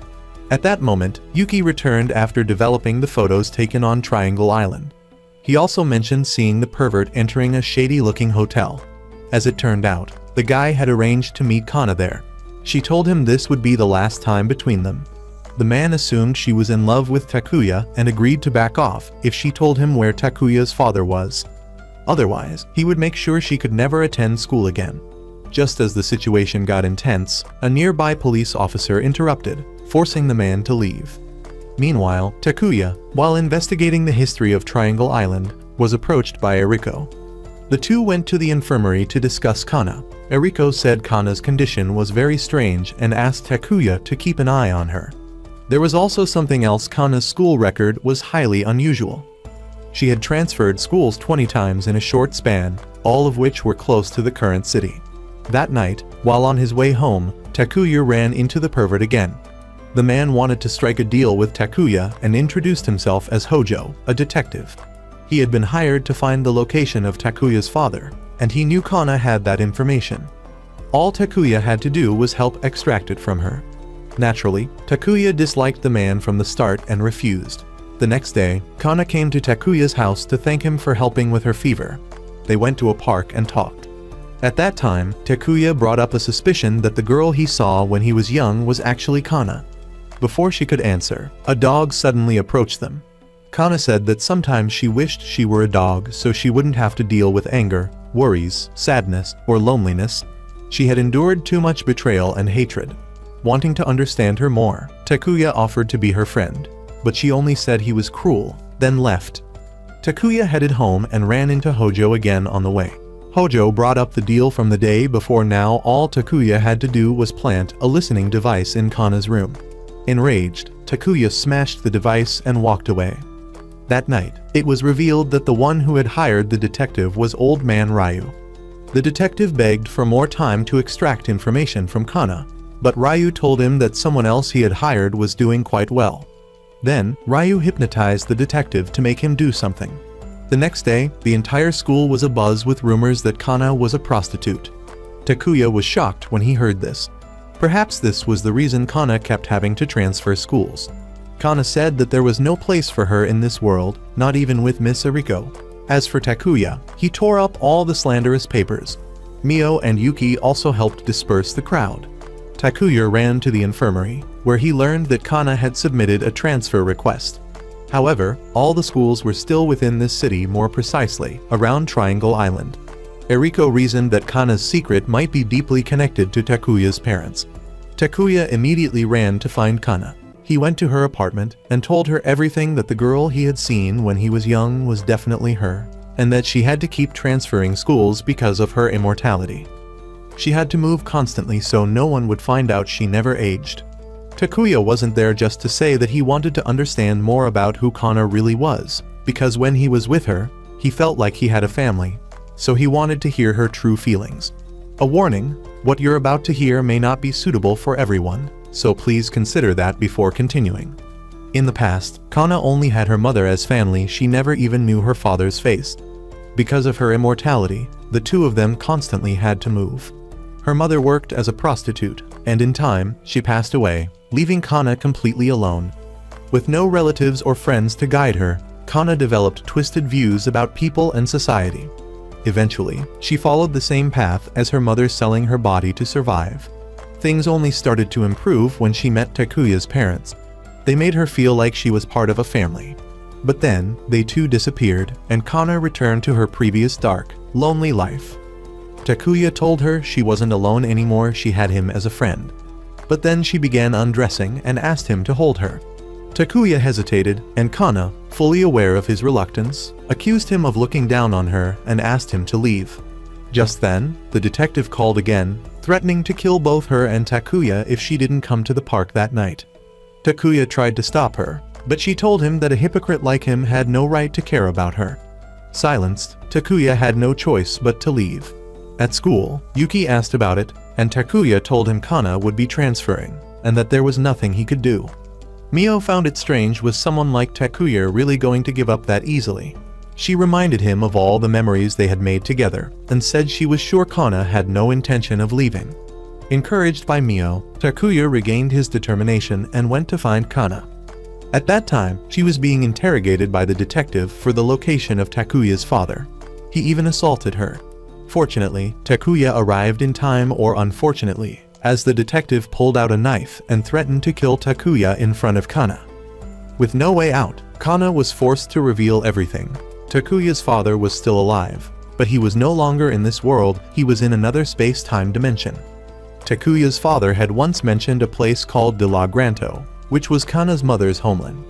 It existed in another dimension, but once every 400 years, when it drew close to Sakamachi, a few people would be transported into that dimension. That's how Kana's mother and Takuya's biological mother ended up here. Takuya's mother was no longer in this timeline. Before she left, she said, "You must begin the journey for the one who comes next." She left after giving Takuya's father an artifact from De La Granto. History never repeats, it only moves in one direction, but the flow of time is different. And so, Takuya's father left to find his wife. That was everything Kana knew. But the detective didn't believe such nonsense and moved to attack her only to get a punch in the face from Takuya. Takuya told Kana not to belittle herself, and that she wasn't alone, she had him, Yuki, and Mio. Everyone was worried about her, so she was never alone. Kana seemed to find a small glimmer of hope in life, but the detective attacked Takuya again. During the struggle, Kana's pendant was knocked off and shattered. Takuya had to reload from a checkpoint before he dared to fight barehanded against the knife. After who knows how many resets, he finally defeated the detective. Miss Ariko also arrived to help, saying that since the detective was connected to Old Man Ryu, she would take him away to settle a few matters. As for Kana, she asked Takuya to take care of her. Kana was gradually losing strength because the pendant had shattered. Upon asking, it was revealed that inside the pendant was a Psychite stone, the thing that allowed Kana to live in this world. It came from another dimension, and only stones from De La Granto had achieved perfect crystallization, those in this world had not. Kana might not be able to live any longer. Still, she was happy to know that there was someone who needed her, that she was no longer alone. Takuya promised to go to another world to find Psychite stone to save her, but it might be too late. Kana repeated the final words of his father to Takuya. He then ran home, where his father told him that 8 jewels were needed to reach De La Granto, and the last one was still being researched by him. It was hidden behind the clock in his room. Once all 8 were collected, Takuya had to go to a cave beneath Triangle Mountain. The burial chamber at the end of the cave would be the key. Takuya placed all the jewels on the stone pedestal, and a light appeared that transported him. Once again, Takuya met his father, who said that without Psychite stone, Kana could not survive, nor could his mother. His mother was now with him, in a world that, philosophically speaking, was called Idea. Takuya promised to find them. His father gave him one final lesson before sending him off. That time had no meaning. Finally, Takuya arrived in a world called De La Granto. Now he was struggling just to survive, let alone find Psychite Stone. In the blink of an eye, many years had passed, and he was still trapped in this forest. He couldn't use the artifact, as it was the only thing that could return him to his original world. He had saved a checkpoint at the moment when Kana was on the verge of death. One day, while on patrol, Takuya came across a girl being attacked by a bat-faced demon. He rushed in to save her, but the girl couldn't speak or understand anything Takuya said. Still, the fact that there was another person gave him hope. He wrote out the alphabet and began reading each letter aloud. If the girl reacted, he would know. It wasn't until the afternoon that Takuya learned her name was Salus. She didn't know where he came from. Sakamachi or Psychite meant nothing to her. It turned out she was also lost. The two decided to travel together. They came out of the forest to see a desert before them. Takuya hesitated to cross, but Salus tugged on his shirt and pointed toward a house in the distance. With no other option, they headed there. They called out, but no one responded. Upon entering, it seemed like no one was inside, yet the lack of dust on the furniture suggested someone still lived there. Takuya went further to check and was suddenly confronted by a girl pointing a sword at him. Thinking he was an enemy, she tried to attack but soon collapsed. Later, she woke up in bed. Once she knew they had no hostile intentions, she backed off. She introduced herself as Alia, a knight guarding the frontier under orders from the God Emperor. The frontier was the boundaries separating De La Granto from the rest of the world, and Alia was tasked with eliminating the monsters that appeared there. Takuya asked her about Psychite Stone, but unfortunately, she had never heard of it, or perhaps it had a different name in this world. Alia had just defeated a bat-faced demon, and explained that monsters were appearing more frequently due to the wrath of Mother Earth, which occurred once every 400 years. The number 400 again made Takuya weary. To avoid calamities, every 5 years, the people here sacrificed a girl to the deity with divine power, known as divine energy. Some would lose their voice, some their ability to walk. Salus might be a shrine maiden. When they returned, Salus had prepared food for the two of them. Elsewhere, the God Emperor had received a report that the shrine maiden had escaped and immediately ordered a search. The next day, Takuya was trained by Alia here. Carelessness could easily lead to death. Alia explained that beyond the desert was the imperial capital, and there were gemstone mines scattered around the desert. That afternoon, while on patrol, the two encountered an injured monster. Alia was about to kill it, but another monster appeared to protect the wounded one. The sight made Alia hesitate, allowing Takuya to rush in and drive them away. Alia said that watching them protect each other reminded her of her younger sister, who had run away when she was little. Alia's illness was slowly draining her life away. The next day, Alia continued her patrol, while Takuya and Salus went into the forest to look for food. While he was fishing, she went to pick flowers. As she was doing so, a monster appeared and attacked her. Alia arrived just in time to save her after 2 slashes. The monster was dead, but her body had reached its limit. Salus had foreseen Alia's death, which was why she had picked flowers to honor her. Alia also knew that Salus was a shrine maiden. Before she died, Alia begged Salus to save this land from the wrath of Mother Earth. The two of them buried Alia alongside her fallen comrades. Alia had fulfilled her mission, so Takuya, too, had to save Kana. The next day, he prepared to set off in search of the gemstone mine in the desert. He told Salus to stay behind because she couldn't endure the desert heat. However, she still followed him. Takuya thought she would give up soon, so he ignored her. After walking for a while, Takuya stopped to rest and realized his water pouch had been punctured. With no other choice, he turned back to the house for more water, but Salus wasn't following him. Worried she had gotten lost, he rushed to find her. Salus was still wandering the desert, wondering if what her mother had told her was true. She collapsed from exhaustion. Just as she was falling into despair, Takuya found her. He tried to give her water, but she couldn't drink. With no other option, he gave her water mouth to mouth. Meeting him was her destiny. In the blink of an eye, a year passed. Takuya had taken over Alia's role of guarding the frontier from demons. A new life had also emerged here, the daughter of him and Salus, He and Salus lived a peaceful, simple life amidst the wilderness. However, he still held on to the promise he made to Kana. and every night he thought about returning. Over the year, to verify whether the mineral Alia had mentioned was Isekai or not, he attempted many times to cross the desert, but surviving that harsh land was nearly impossible. Takuya was also now able to communicate with Salis through thoughts. No matter what, he promised to protect both mother and child. In the days that followed, Yuno grew incredibly fast, like a holy child. Within 3 months, she could walk. In 6 months, she could speak. And within a year, she was like a 4-year-old. By the time she turned 5, she looked like a 16-year-old girl. Yet she remained very attached to her father. Takuya thought she needed friends or comrades. This reminded him of his own friends. A sudden noise startled him, putting him on alert. When he went to investigate, he found an injured monster. It could speak. She was wounded and trying to protect her child. When he asked how she got hurt, she said people from the imperial capital had attacked her. That meant she had flown all the way from the capital to here. Regardless, she wouldn't live long. She begged Takuya to save her child. After she said that, she passed away. After burying the mother monster, Takuya decided to let Yuno adopt the monster child. She ran to show her mother the new friend whom she named Kun-kun. Takuya then saw someone on a high cliff. He tried calling out, but they didn't respond. When he climbed up, they were already gone. It turned out they were 2 soldiers who had been chasing the monster mother and now had discovered Takuya. They reported back to the God Emperor. The Emperor ordered an investigation to confirm if there was a shrine maiden. The next day, Yuno took Kun-kun out to play. Before leaving, Salis had given her daughter some words of advice. Later, Takuya also went out to gather food. The father and daughter played together, with Salis even preparing lunch for them. On the way, Takuya managed to kill a few monsters. They played until the afternoon. Yuno was feeding Kun-kun before heading home. From a distance, Takuya saw someone breaking into their house. Fearing for Salis, he rushed back and found a group of soldiers attacking her. In rage, Takuya drew his sword and killed one of them.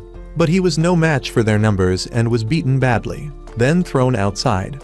They revealed themselves as royal soldiers from the capital, acting on orders from the God Emperor to retrieve the Shrine Maiden. Seeing Takuya still trying to resist, they tied him up and were about to kill him. In that desperate moment, Salis grabbed a dagger from one of the soldiers and threatened to take her own life, but it wasn't just a threat. She stabbed the blade into her neck right in front of Takuya. While Yuno was on her way home, she encountered her mother again. Salis embraced the girl and promised that she would always be by her side before vanishing.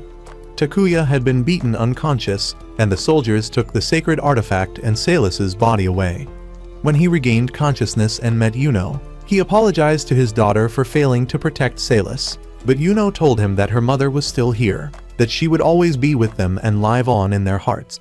Encouraged by his daughter's words, Takuya regained some of his spirit. Meanwhile, in the imperial capital, after receiving the report, the God Emperor didn't care at all and simply ordered them to find a new shrine maiden. As for Takuya, he prepared to set off for the imperial capital. Since Kun-kun ate too much, they would have to leave it at home. Though it was a sad farewell, they had no other choice. Takuya gave Kun-kun a scarf as a parting gift.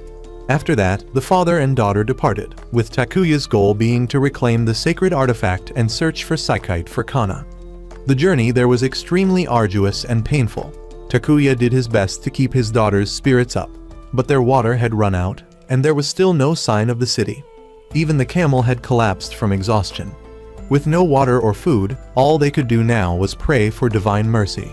The two pressed on through a sandstorm. Eventually, Yuno couldn't take it anymore and collapsed. In despair, Takuya carried his daughter, running in search of water. Fortunately, ahead of them was an oasis. He thought it might be a mirage, but it couldn't be at night. Sure enough, it was a real oasis. Takuya quickly gave water to his daughter, then let her rest while he went to check the surroundings. There, he found a girl bathing. She had no sense of shame whatsoever when she saw Takuya watching her. She outright invited him to have his way with her. That night, she introduced herself as Sarah. She explained that things were in chaos in the capital, so she had fled here. Specifically, a rebellion. Many people had risen up to kill the God Emperor. In the following days, Takuya allowed Yuno to rest at the oasis. When she had recovered, they continued their journey. Sarah also went with them, saying she was worried about the father and daughter, especially after learning that Takuya also wanted to take down the God Emperor. Suddenly, it started to rain. Sarah suggested they rest at the nearby temple. Since the door was locked, she used some online trick she knew to pick it in 5 minutes. But after they entered, Sarah suddenly turned on them. She summoned royal soldiers to arrest the two of them, as both were wanted fugitives. Yuno was captured for being the daughter of a shrine maiden, while Takuya was taken away with several others. This place turned out to be a gemstone mine and also a prison for Takuya. There, he met a man named Bazaku, the warden, who took an unusual interest in Takuya. Bazaku later brought out collars for the prisoners and knocked them out. Meanwhile, Yuno was taken to meet the God Emperor. At first, she resisted, but upon seeing his face, she calmed down. At the prison, Takuya was placed in a cell with other inmates. A green-haired young man woke him up and invited him outside for food. Takuya learned that this guy was Karts, and another person was called Cucumber. Everyone there had heard the rumor that Takuya had slept with a shrine maiden. Hearing someone bring up his late wife made him very uncomfortable. When he asked the two why they were imprisoned, they didn't answer, probably not because they were rebels. Suddenly, a red-haired guy named Joe barged in, declaring his love for someone. He punched Takuya and stole his food. Bullying of newcomers was everywhere. Takuya, already in a depressed state, didn't bother to argue. The next day, Takuya began work. He noticed that one of the buildings looked a lot like the one on Triangle Island. Cucumber came to find Takuya and arrogantly tried to teach him how to survive in prison, even though when Takuya was beaten up earlier, Cucumber hadn't dared to say a word. Takuya noticed there were very few guards around and wondered why no one tried to escape. His question was quickly answered when one guy tried to run and was instantly struck dead by lightning from a nearby device as soon as he crossed the boundary. Takuya also learned that the Psychite here was called Spirit Stone. Cucumber didn't do heavy labor like Karts because he was favored by Bazaku and appointed as a supervisor. In general, new prisoners were assigned to mine spirit stones and then crystallize them. Takuya was taken to a place where prisoners built coffins for shrine maidens, and the crystallization process was also carried out there. That evening, after work, Takuya and Karts returned to their cell. Up ahead, he saw a crowd gathering. Looking closely, he saw they were beating up Kun-kun, so Takuya immediately rushed in to save it. In this place, monsters were regarded as livestock, so the prisoners planned to eat Kun-kun.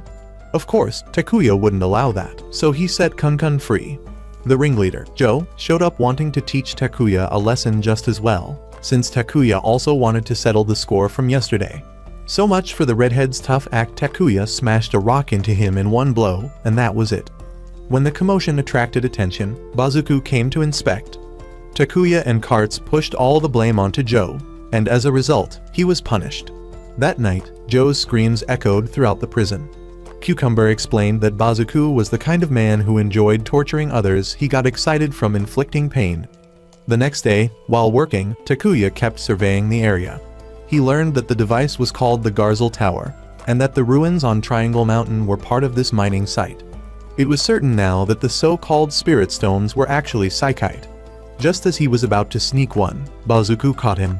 Though Takuya tried to deny it, he was still taken for inspection. Nothing was found on him, but the pervert still wouldn't let it go. He even went as far as to check Takuya's back hole. Returning to the cell, Takuya swore to make him pay. The next day, he continued searching for an escape route. The only way to avoid being struck by lightning was to escape through a tunnel. For a whole year, Takuya kept searching for a way out. After many attempts, he finally found an exit resembling the well at Old Man Ryu's house. But behind him, Joe had discovered him. Takuya returned and told Cucumber and Karts about the escape route he had found. That day, however, there was a new prisoner, a woman. Ignoring that for now, Takuya told the two he had found a way out. But Cucumber said now wasn't the right time. Ignoring them, Takuya snuck into the crystal refining workshop, stole a spirit stone, and returned to the well with a rope. Just as he was about to throw the rope hook up, Joe showed up and attacked him, then climbed up first. But what awaited him above was not freedom. He was struck dead by lightning. Guards arrived and captured Takuya, throwing him into solitary confinement. In the cell next to him, Bazaku was interrogating the new female prisoner. During the interrogation, Takuya learned that the girl's name was Amanda, leader of the resistance. After Bazaku left, Takuya struck up a conversation with her, Having realized that Amanda was Alia's younger sister, Alia used to talk about Amanda often. Regretfully, he had to tell her that Alia was dead. Amanda said her sister had trusted the capital too much, but the truth was that shrine maidens and their rituals were all fake. Every 400 years, the god emperor would murder a shrine maiden and pass it off as part of a ritual in order to control the people. Currently, the resistance was fully prepared and only awaited the order to launch a full-scale attack. Amanda asked Takuya for his help, and he agreed without hesitation. He had to save his daughter. Amanda gave him the symbol of the resistance so that when he got out, he could seek their help. Once released from solitary confinement, Takuya sought out Cucumber and Carts. As expected, both of them were members of the resistance. Every night, Bazuku would come to Amanda to extract information. Since she kept silent, he gouged out one of her eyes. On Takuya's side, after planning with Cucumber and Carts, he deliberately picked a fight with the guards to get thrown into solitary again to meet Amanda. He shared the plan with her. The next day, Cucumber laid out the plan again. They would create chaos in the mine and use that chance to rescue Amanda. The operation would happen on the day when the coffins were taken out, because on that day, the Garzel Tower would temporarily shut down. However, there was still a backup tower, and neither Cucumber nor Carts knew how to disable it. But Takuya did more accurately. He knew how to destroy it, since he had done it once before. With only the three of them, the plan would take too long. At that moment, the other prisoners offered to help. Everyone had family. Takuya warned them that people would die in this operation, and anyone afraid could back out now. But no one moved, and they all joined in. That night, because Cucumber tipped off Bazuku that Takuya seemed close to Amanda and might know something, just as planned, Bazuku had him brought to his room. Strangely, there was a familiar-looking carpet inside. Getting straight to the point, Bazuku proposed a deal. If Takuya could extract information from Amanda, he would be allowed to see his daughter. Takuya pretended to hesitate for a moment before agreeing. He also requested to borrow his sword again to make it easier to extract information from Amanda, and Bazuku happily agreed. On the night of the plan's execution, when the guards shut down the Garzel Tower and brought the coffins outside, Cucumber told everyone to get ready, while Takuya went to the interrogation room to meet Amanda. He brought the sword with him, and Bazuku was waiting outside. Just when Bazuku was about to get what he wanted, chaos erupted outside as the prisoners began to rise up in rebellion. Bazuku ordered the guards to restart the tower, but they were afraid the lightning might hit their own comrades, so Bazuku had to go himself to reactivate the tower.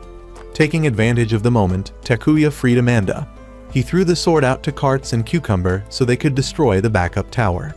Meanwhile, Bazuku arrived at the main tower and started wildly firing lightning bolts everywhere. Cucumber and Carts were almost struck.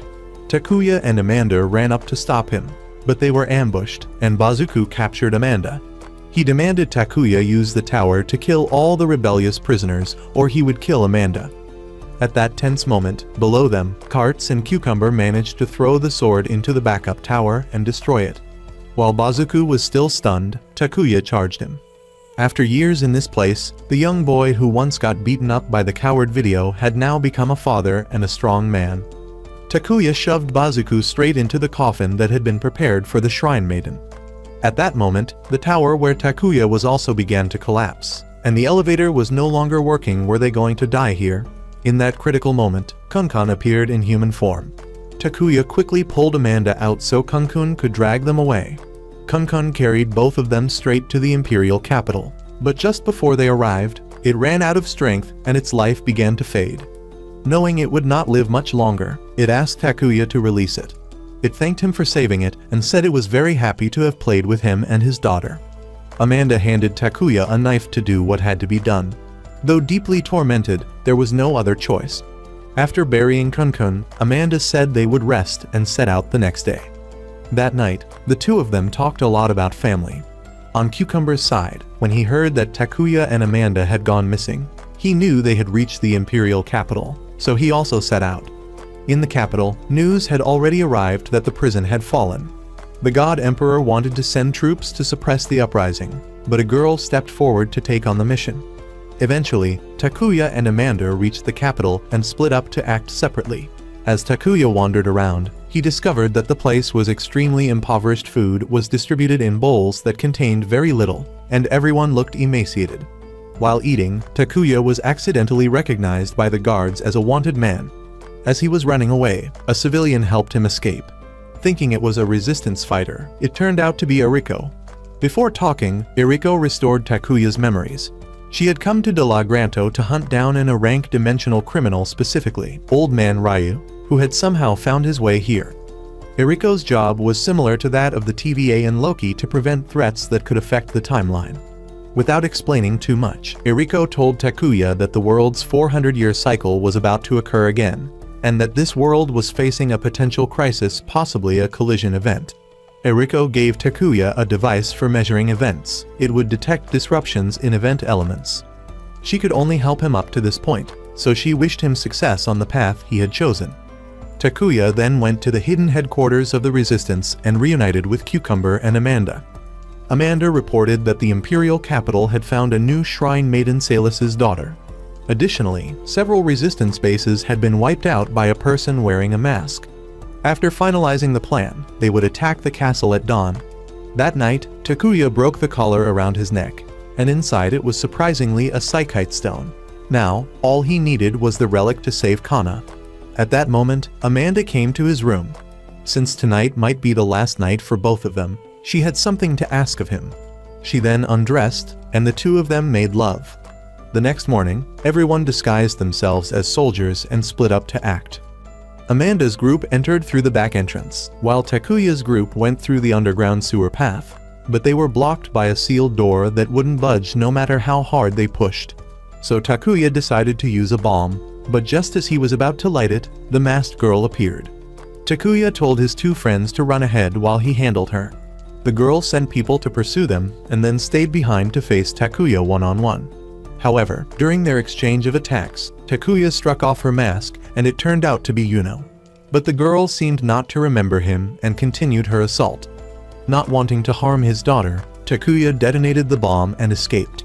He regrouped with Cucumber and Karts and told them everything. He asked that if they ever encountered the girl again, to let him be the one to face her.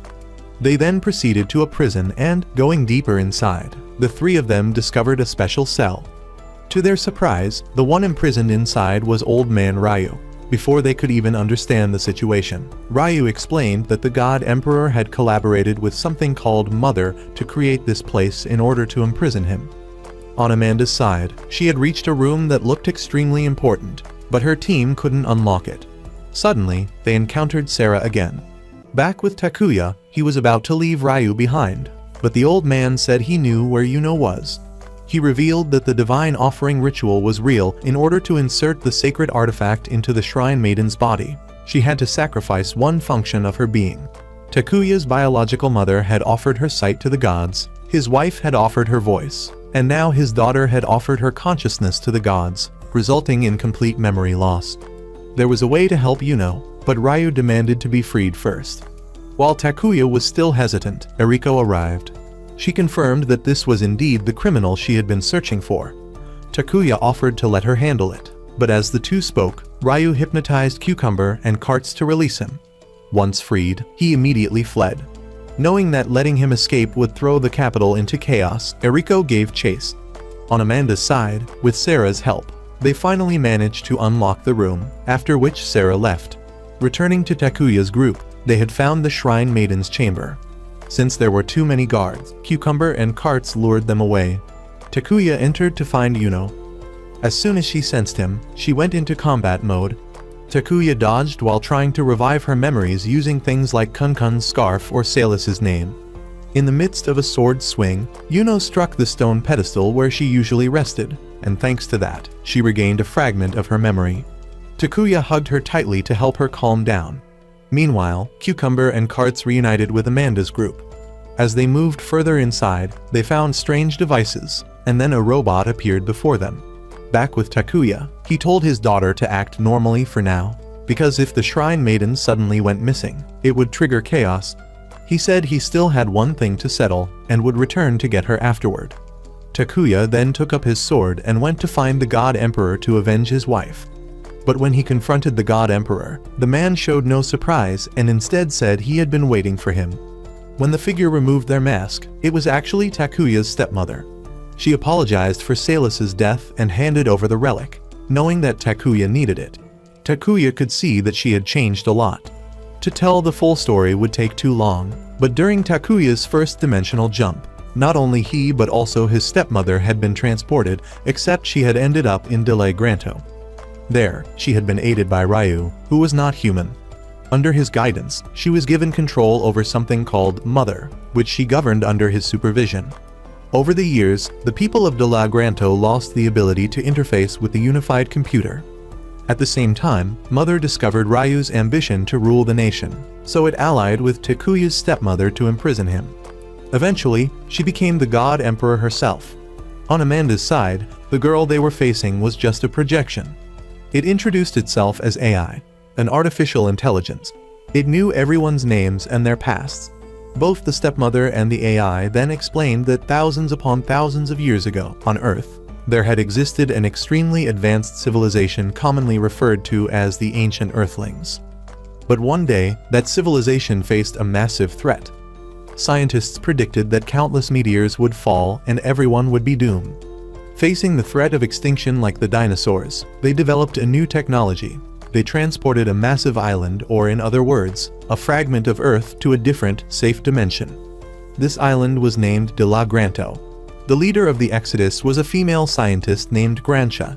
She developed many different kinds of technology to create various things like resources, artificial air, and even living creatures. However, because the environment was too different, those life forms gradually died. It seemed that all efforts to survive in the new space had failed. But then a glimmer of hope lit up. The Spirit Stone, also known as Psychite. Thanks to it, they were able to survive on the drifting continent.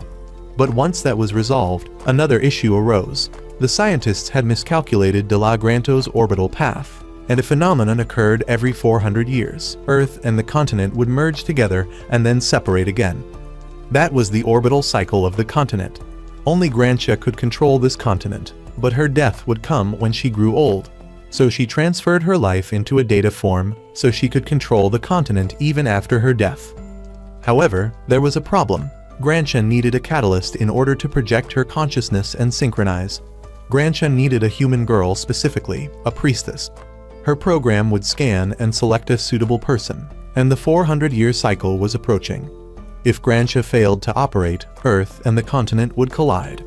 At that moment, an explosion would occur. Therefore, the priestess had to synchronize with Grancia to prevent the collision and save both worlds. The cost of this was inevitable, though it was heartbreaking to say. Might disappear after the ceremony succeeded.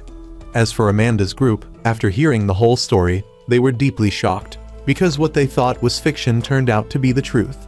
Now they were completely disoriented. Soldiers stormed in and surrounded them. The group was brought out for public execution, but the Divine Empress arrived in time to stop it because she needed their power. Amanda then returned to base to report the situation to everyone. This time, they would help the Divine Empress. Of course, they still followed her because the goal of the Revolutionary Army was to improve the lives of the people. Meanwhile, went to find Takuya, but now he didn't know how to speak to his daughter.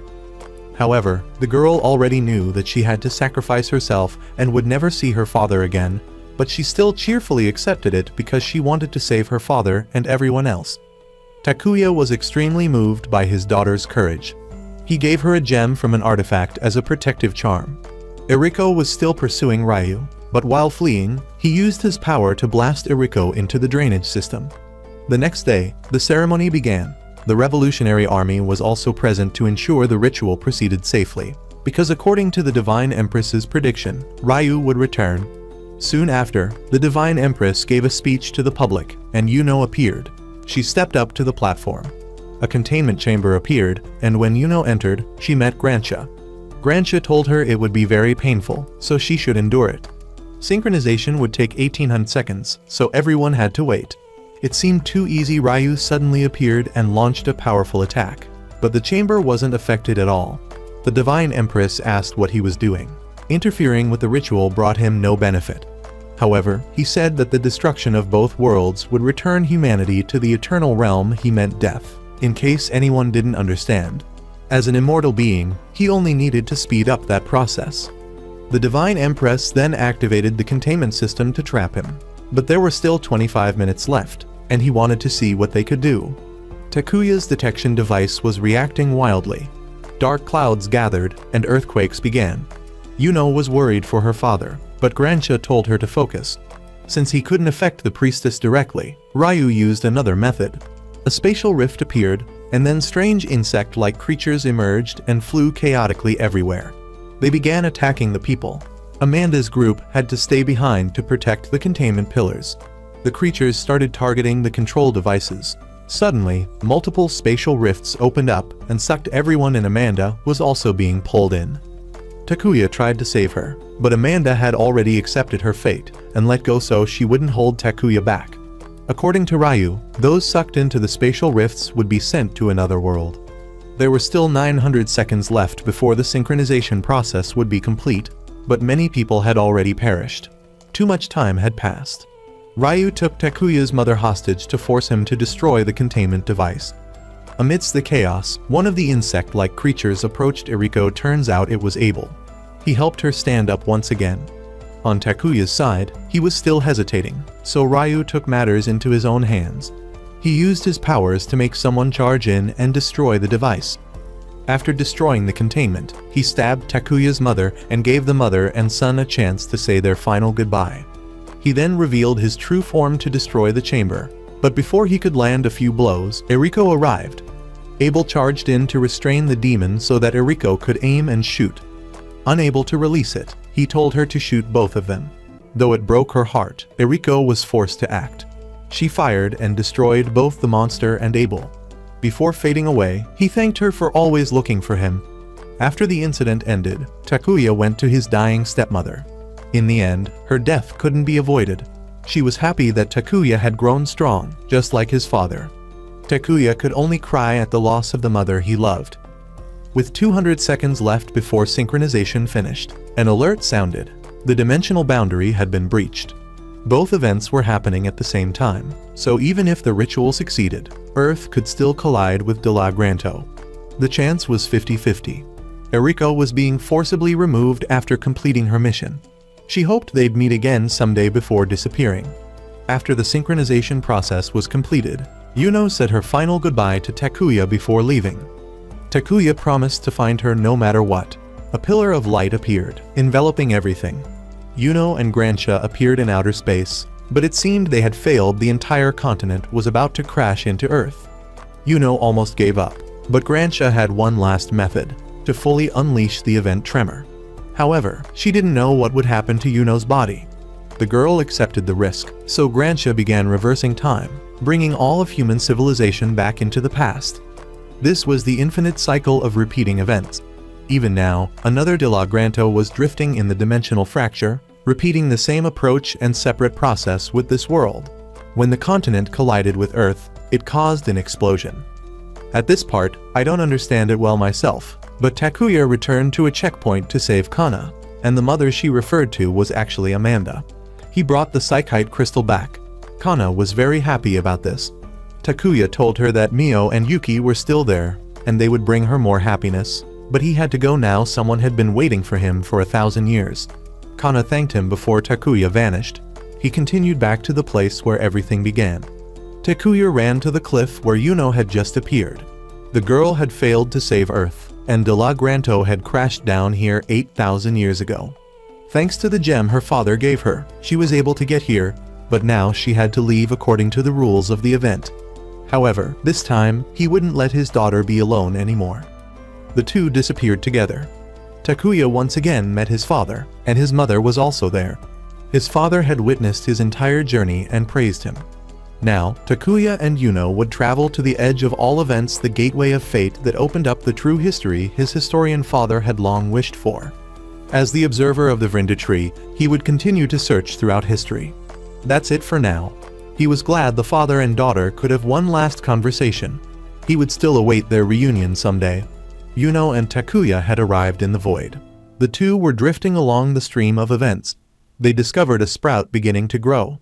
This tree would remember everything about this world. Yuno decided to name this child Takuya. That is where the anime ends. What do you think of this series? Goodbye.